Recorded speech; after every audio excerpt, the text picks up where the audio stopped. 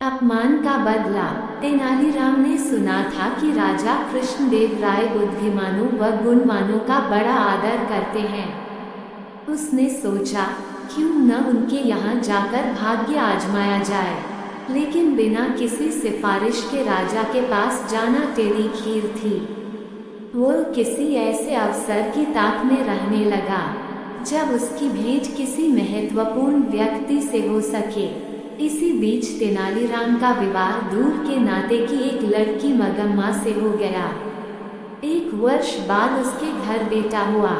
इन्हीं दिनों राजा कृष्णदेव राय का राजगुरु मंगलगिरी नामक स्थान गया।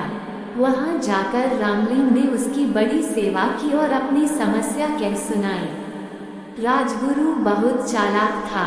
उसने रामलिंग से खूब सेवा करवाई और लंबे चौड़े वायदे करता रहा। रामलिंग अर्थात तेनालीराम ने उसकी बातों पर विश्वास कर लिया और राजगुरु को प्रसन्न रखने के लिए दिन रात एक कर दिया। राजगुरु ऊपर से तो चिकनी चुपड़ी बातें करता रहा, लेकिन मन ही मन तेनालीराम से जलने लगा। उसने सोचा कि इतना बुद्धिमान और विद्वान व्यक्ति राजा के दरबार में आ गया तो उसकी अपनी कीमत गिर जाएगी।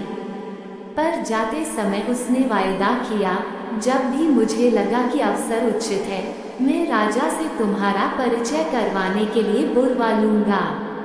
तेनालीराम राजगुरु के बुलावे की उत्सुकता से प्रतीक्षा करने लगा, लेकिन बुलावा न आना था और नहीं आया। लोग उससे हंसकर पूछते, क्यों भाई रामलिंग, जाने के लिए सामान बांध लिया ना? कोई कहता, मैंने सुना है कि तुम्हें विजयनगर जाने के लिए राजा ने विशेष दूत भेजा है। तेनालीराम उत्तर देता, समय आने पर सब कुछ होगा। लेकिन मन ही मन उसका विश्वास राजगुरु से उठ गया। तेनालीराम ने बहुत दिन तक इस आशा में प्रतीक्षा की कि राजगुरु उसे विजयनगर बुलवा लेगा। अंत में निराश होकर उसने फैसला किया कि वह स्वयं ही विजयनगर जाएगा। उसने अपना घर और घर का सारा सामान बेचकर यात्रा का खर्च जुटाया और मां, पत्नी तथा बच्चे को लेकर विजयनगर के लिए रवाना हो गया। यात्रा में जहां कोई रुकावट आती, तेनालीराम राजगुरु का नाम ले देता, कहा, मैं उनका शिष्य हूँ। उसने मां से कहा, देखा, जहाँ राजगुरु का नाम लिया, मुश्किल हल हो गई। व्यक्ति स्वयं चाहे जैसा भी हो, उसका नाम ऊंचा हो तो सारी बाधाएं अपने आप दूर होने लगती हैं। मुझे भी अपना नाम बदलना ही पड़ेगा। राजा कृष्णदेव राय के प्रति सम्मान जताने के लिए मुझे भी अपने नाम में उनके नाम का कृष्ण शब्द जोड़ लेना चाहिए। आज से मेरा नाम रामलिंग की जगह रामकृष्ण हुआ। बेटा, मेरे लिए तो दोनों नाम बराबर हैं। मैं तो अब भी तुझे राम पुकारती हूँ, आगे भी यही पुकारूंगी। माँ बोली। कोडवीर नामक स्थान पर तेनालीराम की भेंट वहाँ के राज्य प्रमुख से हुई, जो विजयनगर के प्रधानमंत्री का संबंधी था। उसने बताया कि महाराज बहुत गुणवान, विद्वान और उदार हैं, लेकिन उन्हें कभी कभी जब क्रोध आता है तो देखते ही देखते सिर धड़ से अलग कर दिए जाते हैं। जब तक मनुष्य खतरा मोल न ले, वो सफल नहीं हो सकता। मैं अपना सिर बचा सकता हूँ। तेनालीराम के स्वर में आत्मविश्वास था। राज्य प्रमुख ने उसे ये भी बताया कि प्रधानमंत्री भी गुणी व्यक्ति का आदर करते हैं, पर ऐसे लोगों के लिए उनके यहाँ स्थान नहीं है जो अपनी सहायता आप नहीं कर सकते। 4 महीने की लंबी यात्रा के बाद तेनालीराम अपने परिवार के साथ विजयनगर पहुंचा। वहां की चमक दमक देखकर तो वह दंग ही रह गया। चौड़ी चौड़ी सड़कें, भीड़ भीड़, हाथी घोड़े, सजी हुई दुकानें और शानदार इमारतें, ये सब उसके लिए नई चीजें थी।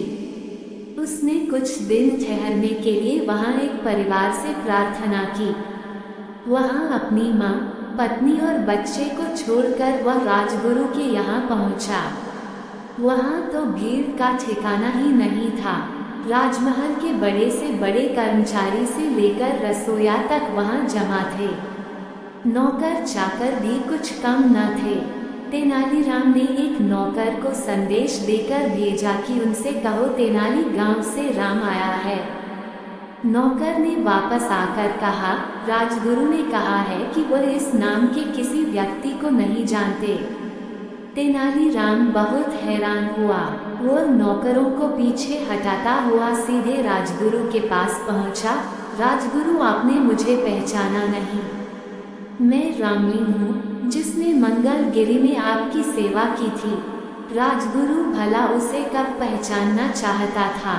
उसने नौकरों से चिल्लाकर कहा, मैं नहीं जानता, ये कौन आदमी है, इसे धक्के देकर बाहर निकाल दो। नौकरों ने तेनालीराम को धक्के देकर बाहर निकाल दिया। चारों ओर खड़े लोग ये दृश्य देखकर ठहाके लगा रहे थे।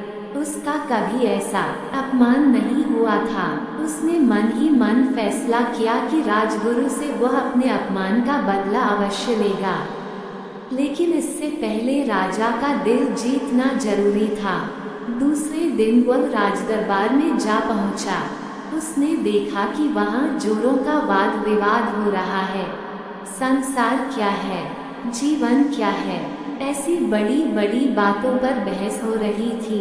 एक पंडित ने अपने विचार प्रकट करते हुए कहा, ये संसार एक धोखा है। हम जो देखते सुनते हैं, महसूस करते हैं, चखते या सूंघते हैं, केवल हमारे विचार में है। असल में ये सब कुछ नहीं होता, लेकिन हम सोचते हैं कि होता है। क्या सचमुच ऐसा है? तेनालीराम ने कहा, यही बात हमारे शास्त्रों में भी कही गई है। पंडित जी ने थोड़ी ऐंठ दिखाते हुए हैरान होकर पूछा, और सब लोग चुप बैठे। शास्त्रों ने जो कहा वह झूठ कैसे हो सकता है? लेकिन तेनालीराम शास्त्रों से अधिक अपनी बुद्धि पर विश्वास करता था। उसने वहां बैठे सभी लोगों से कहा, यदि ऐसी बात है तो हम क्यों ना पंडित जी के इस विचार की सच्चाई जांच लें। हमारे उदार महाराज की ओर से आज दावत दी जा रही है, उसे हम जी भर कर खाएंगे। पंडित जी से प्रार्थना है कि वह बैठे रहें और सोचे कि वह भी खा रहे हैं। तेनालीराम की बात पर जोर का ठहाका लगा। पंडित जी की सूरत देखते ही बनती थी कि महाराज तेनालीराम पर इतने प्रसन्न हुए कि उसे स्वर्ण मुद्राओं की एक थाली भेंट की और उसी समय तेनालीराम को राजविदूषक बना दिया। सब लोगों ने तालियां बजाकर महाराज की इस घोषणा का स्वागत किया। उनमें राजगुरु भी था।